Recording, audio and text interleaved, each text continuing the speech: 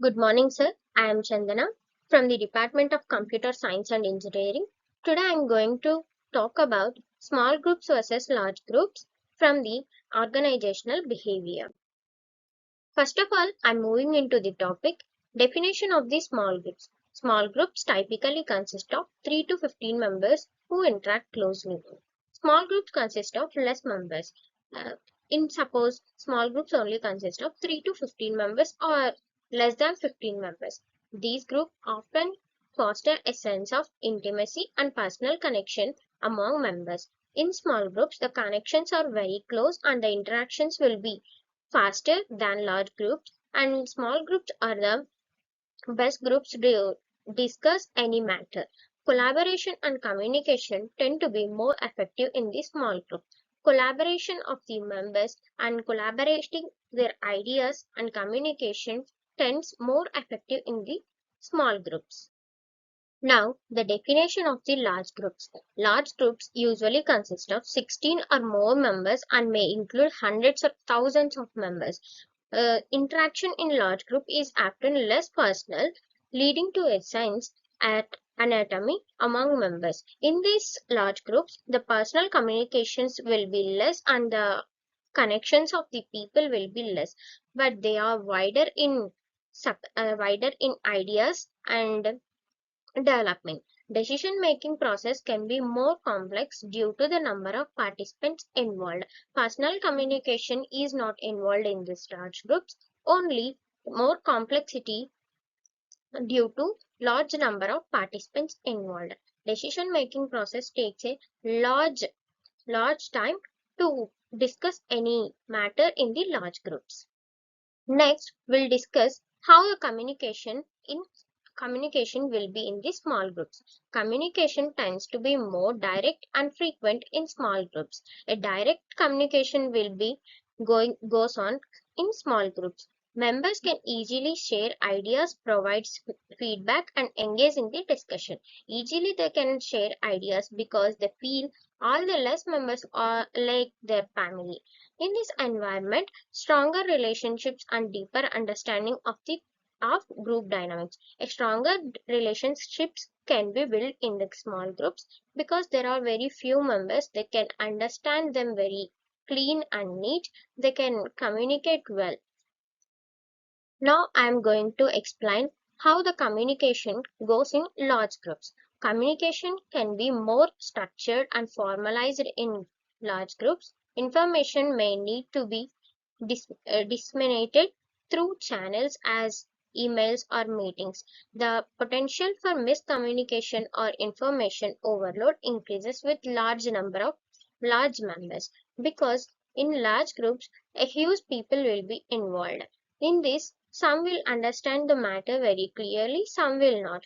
This leads to miscommunication. This miscommunication leads to the project failure or the organizational failure. So large groups communication will be in the structures and formalized way. They decide the communication in very strict proper way. Now I'm going to explain the decision making in small groups. Small groups can reach the consensus more quickly due to fewer participants. In small groups, there are very less members. The less members will be present, and the less members also they interact very closely, and members often feel more empowered to voice their opinions and influence documents. Members in small groups they generally speaks out their ideas, and collaborative decision making can be lead to higher satisfaction and commitment to the group's goal. In small groups, we can share our ideas by using phones, messages also. It's not a big matter to discuss in the small groups. They can share their ideas in any time, anywhere. Because very less members are present, they easily understand the others' opinions because they are very closely interacted with them. But the decision making process in large group it hits very different from the small groups. Decision making in large groups can be prolonged and may require more formal process. Decision making process in the large group is a huge task for the project leaders or managers, because the understanding and decision making in the large group and is very big task, because everyone have their own ideas and own knowledge about the project. Everyone decide their ideas according to them, and uh, meeting all them and meeting all the ideas of huge people, it's a very big task for everyone. The diversity of ideas can be advantageous but may also lead to conflict and division. In large groups there will be a lot of ideas, but the good idea leads to the organizational development, but the wrong ideas may lead to also conflicts and division in the group. Finding a common ground and achieving can be challenging in the larger settings. Now, what I'm going to tell you is the advantages of small groups. These are the best advantages from the small groups. Small groups often provide a supportive environment that encourages participation. In small groups, very less members are present, nearly 3 to 15 members. Everyone feel their co-worker as their friend. So they support their talent and encourages their friend. Members have more opportunities to develop leadership skills and take on roles. The intimacy of the small groups can lead to greater creativity and innovation. They help their friends among them and encourages everyone. But the advantages in the large groups hits a different feeling from the smaller groups. Small groups can be full a wider range of resources like skills and perspectives. In larger groups, a huge people will be present. Nearly 16 to thousands of crores of people will be present in the larger groups. They can tackle more complex projects that require diverse perspectives. And the potential for the networking and the forming larger collaborations is a greater in the large groups. Large groups can have wider range of resources, like everyone will have some of the talent in every part. Like that, more members can develop great projects in the large groups. These are the advantages from the large group.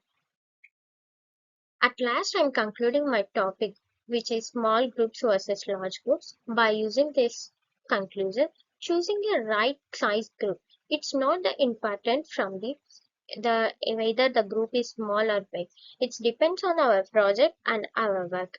If our work is small, then we need small group, and if the work is very large, then definitely we choose the size of the group as large.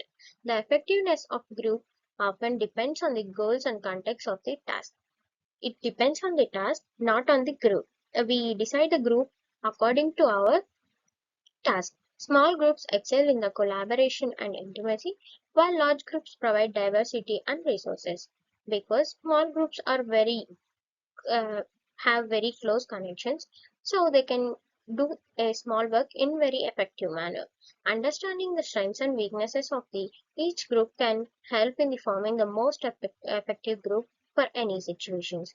According to our situations, we should choose the right group size. It's not the important and it's not the matter about whether it is a small group and large group. Thank you, sir. Thank you for giving this opportunity to me.